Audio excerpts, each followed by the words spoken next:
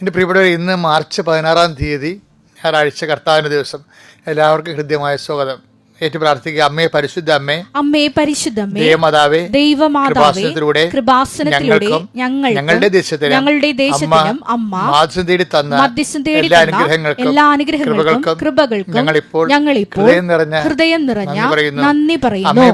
അമ്മേ പരിശുദ്ധ ദൈവമാതാവേ, 2004 ഡിസംബർ 7 തീയതി ഉച്ചകഴിഞ്ഞ് 2:30 കൃപാസനത്തിൽ സംഭവിച്ച അമ്മയുടെ പ്രത്യക്ഷപ്പെടലിനെ കുറിച്ച് തിരുസഭയ്ക്ക് സമർപ്പിച്ചിരിക്കുന്ന പഠനരേഖകളുടെ മേൽ സഭാത്മകമായ പഠനം ആരംഭിക്കുവാൻ ഞങ്ങൾ താഴ്മയോടെ പ്രാർത്ഥിക്കുന്നു. അമ്മേ പരിശുദ്ധ അമ്മേ, ഭൂസ്വർലോകങ്ങളുടെ രാജ്ഞിയായ അങ്ങേയ്ക്ക് ഭൗമ സംരക്ഷണത്തിനായി പ്രപഞ്ചപ്രകൃതിയെ തന്നെ തിരുസഭ പ്രതിഷ്ഠിക്കുവാൻ ഈ പ്രത്യക്ഷീകരണം വഴി ഇടയാക്കണമേ.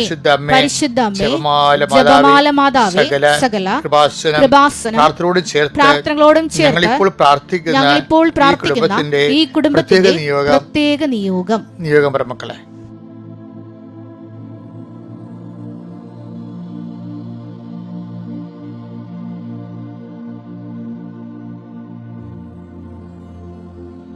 അമ്മയുടെ പ്രത്യക്ഷീകരണത്തിന്റെ ഈ അനുഗ്രഹവേളയിൽ ഞങ്ങൾക്ക് സാധിച്ചു തരുവാൻ കനിയണമേ.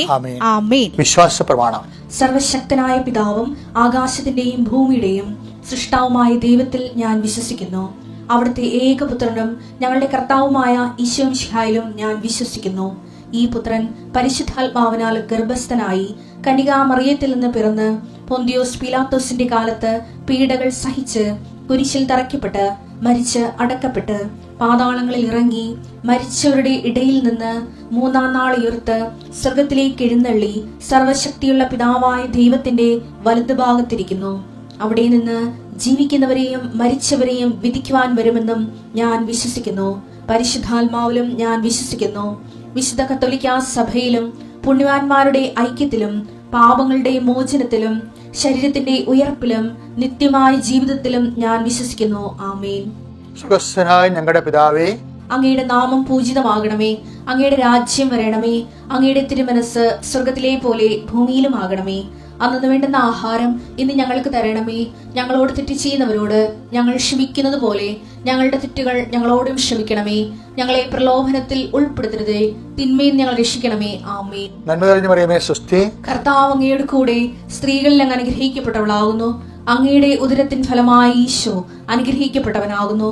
പരിശുദ്ധ മറിയമേ, തമ്പുരാന്റെ അമ്മേ, പാപികളായ ഞങ്ങൾക്ക് വേണ്ടി ഇപ്പോഴും ഞങ്ങളുടെ മരണസമയത്തും തമ്പുരാനോട് അപേക്ഷിക്കണമേ. ആമേൻ. അനുദിന അനുഗ്രഹ പ്രാർത്ഥനയിൽ പങ്കെടുക്കുന്ന ഓരോ മകനെയും മകളെയും നിന്റെ തിരുമുറിവാർന്ന വലതുകര വാണിപ്രദാന അത്ഭുതകരത്തെ തണലിലേക്ക് ഞാൻ കൊണ്ടുവരുന്നു. കർത്താവെ, ഞങ്ങളുടെ കരുണയായിരിക്കണമേ. കർത്താവ്, ഈ പ്രഭാതത്തില് നിന്റെ നാം വിളിച്ചപേക്ഷിക്കുന്ന മക്കളോട്, നിന്റെ അവകാശം ഓഹരിമാകുന്ന മക്കളോട് കർത്താവെ, നിന്റെ തിരുരത്തത്തെ ഓർത്തും തിരുവിലാനും മുറിവിനെ ഓർത്തും മുഴുക്കിടത്തെ ഓർത്തും കർത്താവെ കരുണയായിരിക്കണമെന്ന് പ്രാർത്ഥിക്കുന്നു. കർത്താവെ, നിന്റെ വിശുദ്ധ പൗരോഹിത്യത്തെ മഹത്വപ്പെടുത്തണമേ. കർത്താവെ, സഭയിലുള്ള സാന്നിധ്യം പ്രകടമാക്കണമേ. 39 വർഷം ഞാൻ അർപ്പിച്ച കൃപാനയുടെ യുഗതിയാൽ കൃപാസനത്താരെ ജീവനോടെ പ്രത്യക്ഷപ്പെട്ട പരിശുദ്ധ അമ്മയുടെ മാധ്യസ്ഥതയിൽ കൃപാസനത്താരെ നടന്ന 10,000-കണക്കിന് ആരാധനയുടെ ശക്തിയാൽ കൃപാസനത്താരെ നടത്തെങ്കിലേക്ക് നടത്തിയിട്ടുള്ള ലക്ഷക്കണക്കിന് ജപമാലകളുടെ ശക്തിയാൽ ഈ അങ്ങയുടെ മക്കൾക്ക് വേണ്ടി പ്രാർത്ഥിക്കുന്നു. കർത്താവെ, ഓരോരോ ജീവിത ക്ലേശങ്ങളിരിക്കുന്നവരെ നീ പ്രാർത്ഥന കൊണ്ട് വിടിവിക്കണേ പ്രാർത്ഥിക്കുന്നു. കർത്താവ്, ഇന്ന് കണ്ണ് സന്ധ്യയിൽ കരച്ചു വരുന്ന പ്രഭാത സന്തോഷം എന്ന് പറഞ്ഞവരെ കർത്താവ്, ആ പ്രഭാതത്തിൻ്റെ സന്തോഷം ഈ പ്രഭാതത്തിൽ കർത്താവ് അവരുടെ മക്കളെ അനുഭവിക്കാൻ ഇടയാക്കണമേ എന്ന് പ്രാർത്ഥിക്കുന്നു. പഠിക്കുന്ന കുഞ്ഞുങ്ങൾ പഠിച്ചിട്ട് മനസ്സിലാകാത്തത് പഠിച്ചു കഴിയുമ്പോൾ പിന്നീട് തലയിൽ ഒന്നും തങ്ങി നിൽക്കാത്തവർ, എന്ത് കർത്താവ് പരീക്ഷ പ്രതിഫലിക്കാൻ കഴിയാത്തവർ, കഴിഞ്ഞ പരീക്ഷകളിൽ തോറ്റുപോയെന്നവർക്ക് തോന്നുന്നവർ, മാർക്ക് കുറവായി പോകുന്ന ആശങ്കയോടെ പിന്നീട് പഠിച്ചിട്ടൊന്നും മനസ്സിലാകാതെ മനസ്സ് തകർന്നു പോയവരുണ്ട്. കർത്താവ്, പഠിക്കാനുള്ള ഇച്ഛാശക്തി കുറഞ്ഞു പോയവരുണ്ട്. അവരെല്ലാം കർത്താവിൻ്റെ പരിശുദ്ധം നിറക്കണമെന്ന് പ്രാർത്ഥിക്കുന്നു. ദൈവത്തിൻ്റെ കർത്താവെ, not by merit but by ഗ്രേസിൽ വർക്ക് ചെയ്യുന്ന ഉടമ്പടിയിൽ പങ്കെടുത്ത് പ്രാർത്ഥിക്കുന്ന ഓരോ മക്കൾ അവിടെ കഴിവിനെ കളുപ്രതി അങ്ങയുടെ കൃപയിൽ കർത്താവെ ആ മക്കളെ അങ്ങ് ശ്രദ്ധിക്കണം. അമ്മയെ പരിശുദ്ധമേ, കാനായിലെ കല്യാണ കുടുംബത്തിൽ കടന്നു ചെന്നുകൊണ്ട് കുടുംബത്തിൻ്റെ ഇല്ലായ്മകളും വല്ലായ്മകളും കർത്താവ് മനസ്സിലാക്കിക്കൊണ്ട് അവർക്ക് വീഞ്ഞില്ല എന്ന് അവർക്കില്ല അവിടെ ഇല്ലായ്മ കർത്താവിൻ്റെ ദൃശ്യം സമർപ്പിച്ച അമ്മയെ പരിശുദ്ധമേ ദൈവമാതാവേ, ഈ പ്രാർത്ഥന കേൾക്കുന്ന ഓരോ കുടുംബത്തിൻ്റെ ഇല്ലായ്മകളും പോരായ്മകളും അങ്ങയുടെ ദൃശ്യസന്നിധിയിൽ യേശുക്രിസ്തു ഉന്നതമായ നാമം സമർപ്പിക്കുവാൻ അമ്മേ ഞങ്ങൾക്ക് വേണ്ടി മാധ്യസ്ഥം വഹിക്കണം. എൻ്റെ കർത്താവിൻ്റെ ഉന്നതമായ നാമത്തെ ആസ്വദിക്കുന്നു. തിരുവിലാരം മുറിവിൻ്റെ നാമത്തെ ആശീർവദിക്കുന്നു. അവൻ്റെ മുഴുകിടത്തിൻ്റെ നാമത്തിൽ ആശീർവദിക്കുന്നു. കർത്താവിൻ്റെ ഉയർത്തുന്നേപ്പിൻ്റെ ഉന്നതമായ വിജയത്തിൻ്റെ ശക്തിയാൽ ആശീർവദിക്കുന്നു. കർത്താവ് പറമ്പ്, സ്ഥലം, അതിൻ്റെ കേസ്, കടം, ജപ്തി, അതിൽ നിന്ന് തലകൂരാൻ വേണ്ടിയുള്ള പിടഞ്ഞുകൊണ്ടിരിക്കുന്ന മക്കളെ നീ സന്ധിക്കണം. അവർക്ക് സഹായിക്കാൻ ആരുമില്ലാത്തവരെ സന്ധിക്കണമെന്ന് പ്രാർത്ഥിക്കുന്നു. കർത്താവ് ഓരോരോ കാര്യങ്ങൾക്ക് വേണ്ടി കർത്താവ് രാത്രിയും പകലും ഓടുന്നവരുണ്ട്. ഇപ്പോൾ രാത്രി വരുമ്പോൾ മാതാപിതാക്കന്മാരെ മുഖം കാണിക്കാതിരിക്കാൻ വേണ്ടി പരാജയപ്പെട്ടും തകർന്നും ഒന്നും നടക്കാതെ തിരിച്ചു വരുമ്പോൾ സങ്കടം കൊണ്ടും ദേഷ്യം കൊണ്ടും വീട്ടുകാരുടെ കലഹിക്കുന്നവരുണ്ട്. കർത്താവ് വീട്ടിൽ കയറാത്തവരിക്കുന്നവരുണ്ട്. ഈശോയെ മിണ്ടാതെ നടക്കുന്നവരുണ്ട്. ഈശോയെ പലതരത്തിൽ വൈകാരികമായിട്ട് നെഗറ്റീവായിട്ട് വിഷയങ്ങളെ സമീപിച്ചിട്ട് കർത്താവ് ദൈവത്തിന് പോലും എന്നെ വേണ്ടല്ലോ എന്നോർത്ത് ചിന്തിക്കുന്ന, എനിക്ക് ആയുമില്ലെന്ന് ഓർത്ത് വിഷമിക്കുന്ന, വേദനിക്കുന്ന വ്യക്തിഗതയുടെ മേൽ കർത്താവ് ഈ പ്രാർത്ഥനയുടെ ശക്തിയാൽ കർത്താവ് നിങ്ങൾക്കിത് ചെയ്ത് അവനിത് ചെയ്തു കൊടുക്കാൻ അവൻ യോഗ്യനാണ്. അവൻ നമ്മുടെ ജനത്തെ സ്നേഹിക്കുന്നു, നമുക്ക് വേണ്ടി സ്നേഹവും പണി തന്നിട്ടുണ്ടെന്ന് യൂക്കാട് 7-ാം അധ്യായത്തിൽ പറയുന്ന ശതാധിപൻ്റെ പ്രാർത്ഥന. കർത്താവ് റോമൻ പൗരൻ്റെ പ്രാർത്ഥന. കർത്താവ് അതിനോട് കർത്താവ് അപ്പോസ്തലന്മാർ അവർക്ക് വേണ്ടി യഹൂദ പ്രമാണികൾ ആ മനുഷ്യന് വേണ്ടി മധ്യസ്ഥം വഹിക്കുന്ന പോലെ ഞങ്ങൾ മധ്യസ്ഥം വഹിക്കുന്ന കർത്താവ് പ്രാർത്ഥന കൊണ്ടോ കർത്താവ് സാധാരണ അവരുടെ സ്വതസിദ്ധമായ സ്വാഭാവികമായ പുണ്യപ്രവൃത്തികൾ കൊണ്ടോ നേടാൻ കഴിയാത്ത കാര്യങ്ങൾക്ക് വേണ്ടി കർത്താവ് ഞങ്ങളുടെ തിരുസന്നിധിയിൽ അങ്ങയുടെ മക്കൾക്ക് വേണ്ടി മധ്യസ്ഥം വഹിക്കുന്ന ഈ പകല് മുഴുവനും അവർ കടന്നു പോകുന്ന ഓഫീസുകൾ, കണ്ടുമുട്ടുന്ന വ്യക്തികൾ, തൊഴിലിടങ്ങൾ, വരുമാനം വർദ്ധിപ്പിക്കുന്നതിന് വേണ്ടി ചെയ്യുന്ന ഓരോ പരിശ്രമങ്ങൾ, അതിൻ്റെ പരാജയങ്ങൾ എല്ലാം പരിഹരിച്ചുകൊണ്ട് ദൈവത്തിൻ്റെ കരുണകൾ ആവശ്യപ്പെട്ട് പ്രാർത്ഥിക്കുന്നു. കർത്താവ് കുടുംബങ്ങളിൽ സമാധാനം ഉണ്ടാകണം. കർത്താവ് അകന്നു പോകാൻ ആഗ്രഹിക്കുന്ന മാതാപിതാക്കന്മാർ, കുഞ്ഞുങ്ങൾ തന്നെ അവസാനം നിങ്ങളിങ്ങനെ വഴക്കിട്ട് പിരിഞ്ഞു പോകാൻ ഞങ്ങളെന്ത് ജനിപ്പിച്ചു എന്ന് ചോദിച്ചുകൊണ്ട് കുഞ്ഞുങ്ങൾ മാതാപിതാക്കന്മാരുടെ വേർപിരിയലിൽ നിന്ന് വേദനിക്കുകയും കുഞ്ഞുങ്ങളുടെ മേൽ കർത്താവ് അവർക്ക് ധൈര്യത്തോടെ ആത്മവിശ്വാസത്തോടെ വളർന്നു വരാൻ പറ്റാത്ത അന്തഛിദ്രം ബാധിച്ച കുടുംബങ്ങളുടെ മേൽ കർത്താവ് നിന്റെ അഭിഷേകം അയക്കണം പ്രാർത്ഥിക്കുന്നു. കർത്താവ് മനുഷ്യൻ്റെ കഴിവ് കൊണ്ടല്ല, അങ്ങയുടെ കൃപ കൊണ്ടാണ്. തീർച്ചയായും കർത്താവ് അങ്ങയുടെ കൃപയാൽ തന്നെ അങ്ങനെയുള്ള കുടുംബങ്ങളെ നിലനിർത്തണമെന്ന് പ്രാർത്ഥിക്കുന്നു.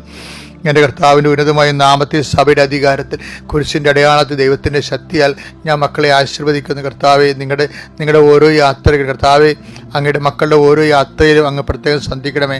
കർത്താവെ നിൻ്റെ നാമത്തിലുള്ള പരിശ്രമങ്ങളെ വിജയിപ്പിക്കണമേ. കർത്താവിൽ വിസ പ്രോസസ്സിങ്ങിലിരിക്കുന്നവരെ പലയിടത്തും അതുപോലെ തന്നെ കോളേജുകളും മറ്റു ജോലികളിലും കർത്താവെ പലതരത്തിലുള്ള തടസ്സങ്ങൾ നേരിടുന്നവർ, എംബസി തടസ്സങ്ങളുള്ളവർ, അതുപോലെ തന്നെ ഓരോരോ സ്പോൺസേഴ്സിൻ്റെ തടസ്സങ്ങളുള്ളവർ, പണം വാങ്ങിച്ചിട്ട് പിന്നീട് പറ്റിച്ച് പിന്നീട് അവരെ വിളിച്ചിട്ട് പോലും ഫോൺ വിളിച്ചിട്ട് പോലും എടുക്കാതിരിക്കുകയും സമയങ്ങൾ വെറുതെ നീണ്ടുപോവുകയും ചെയ്യുമ്പോൾ വേദനിക്കുകയും വിഷമിക്കുകയും പരീക്ഷ കൂടുകയും ചെയ്ത് സങ്കടപ്പെടുന്ന വ്യക്തികൾ, അങ്ങനെയുള്ള എല്ലാവരെയും ഇന്നൊരു ദിവസം കർത്താവ് അങ്ങയുടെ തിരുസ്ഥി ഞാൻ കുർബാന അർപ്പിച്ചുകൊണ്ട് അങ്ങയുടെ മക്കൾക്ക് വേണ്ടി പ്രാർത്ഥിക്കുകയാണ്. എൻ്റെ കർത്താവിനുമായ നാമത്തിൽ സഭയുടെ അധികാരത്തിൽ കുരിശടയാളത്ത് മാർച്ച് 16-ാം തീയതിയായി ഇന്ന് കർത്താവിൻ്റെ അത്ഭുതങ്ങൾ, നിങ്ങളുടെ കഴിവുകൊണ്ട് നടക്കാത്ത കാര്യം കർത്താവിൻ്റെ കൃപ കൊണ്ട് നടന്നുകൊണ്ട് ദൈവത്തെ മഹത്വപ്പെടുത്താൻ പരിശുദ്ധ ദൈവമാത നിങ്ങൾക്ക് വേണ്ടി മധ്യസ്ഥം വഹിക്കട്ടെ. നിത്യപിതാവും പുത്രനും പരിശുദ്ധാത്മാവായ സർവീസിലായി നീക്കും. ആമേൻ. നോൻപ് കാലത്തിൻ്റെ ഒരു പ്രധാനപ്പെട്ട ഉദ്ദേശം വിശപ്പറിയുക എന്നല്ലേ. നമ്മൾ ഉച്ചയ്ക്ക് ഉപവസിക്കുന്നവരുണ്ട്. പണ്ടത്തെ പോലെ ഒന്നും അല്ലേടാ. എൻ്റെ കുഞ്ഞുനാളിലൊക്കെ ദുഃഖവെള്ളിയാഴ്ച വരെ മനുഷ്യൻ മൂക്കറ്റം തിന്നിട്ട് അവസാനം യൂതന്മാരെ കണ്ണു പൊട്ടിക്കാൻ വേണ്ടി കചുവണ്ടി ചുട്ട് തിന്ന് 2 ഏമ്പൊക്കെ വേണ്ടി വള്ളിപ്പോയ കാലമുണ്ട്. വിവരമില്ലാത്തൊരു കാലം ഉണ്ടായിരുന്നു. അജ്ഞതയുടെ കാലഘട്ടം എന്ന് പറയും. നമ്മൾ പണ്ടത്തെ കേമത്വമൊക്കെ പറയുന്നുണ്ടെങ്കിലും ഇതുപോലുള്ള അഭ്യാസങ്ങൾ നടന്നിരുന്നുണ്ട്. പക്ഷെ ഇന്നങ്ങനെയല്ല. ഇന്ന് ഉള്ളവനുമുണ്ട്, ഇല്ലാത്തതിനും ഇല്ലെന്നേ ഉള്ളൂ. ഇന്ന് വിശുദ്ധിയിലും ഒത്തിരിയേറെ വിശുദ്ധിയിലും ദൈവത്തിൻ്റെ ഭക്തിയിലും സുവിശേഷത്തിൻ്റെ സാക്ഷ്യം ജീവിക്കുന്ന ലക്ഷക്കണക്കിന് മനുഷ്യരുണ്ട്. പക്ഷെ അവരാരിങ്ങനെ കൊട്ടിക്കോഷിക്കണില്ലെന്ന് മാത്രമേ ഇന്നത്തെ പ്രശ്നമുള്ളൂ. നോൻപ് കാലം എന്ന് പറയുമ്പോൾ വിശപ്പ് അറിയുക എന്നാണ് അതിൻ്റെ അകത്ത് പ്രധാനപ്പെട്ട വിഷയം. അതുകൊണ്ടാണ് അത് വെച്ചാൽ നമ്മുടെ വിശപ്പ് നമ്മൾ അറിയുക. അതെന്തിനാണ് നമ്മുടെ വിശപ്പ് നമ്മൾ അറിയണത്? എന്തിനാണ്? മറ്റ് വിശക്കണ ആൾക്കാരെ കൂടെ വിശപ്പ് അറിയാൻ വേണ്ടിയാണ് ഈ നോൻപ് കാലം ഉള്ളത്.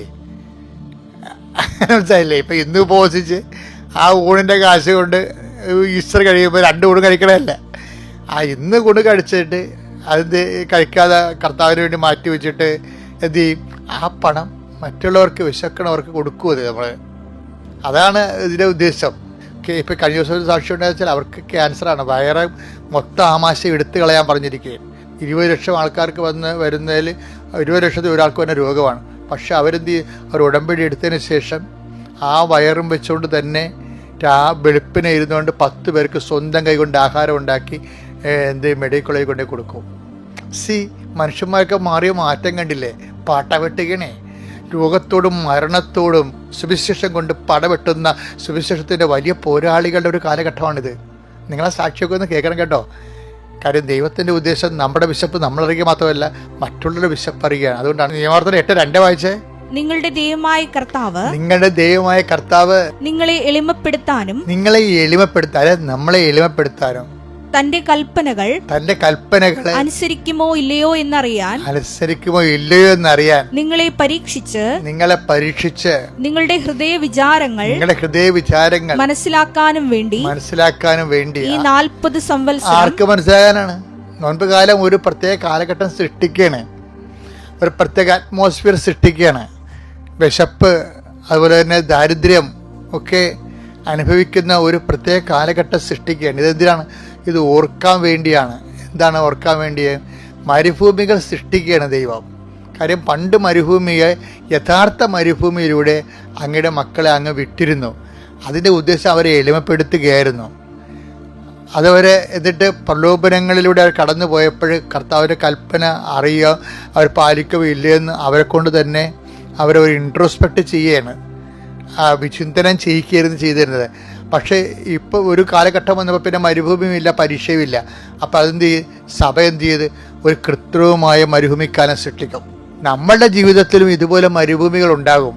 ചിലപ്പോൾ ജപ്തി നടപടി, ഇപ്പോൾ മാർച്ച് മാസമല്ലേ, ജപ്തിയുടെ അയ്യറുകളിയാണ്.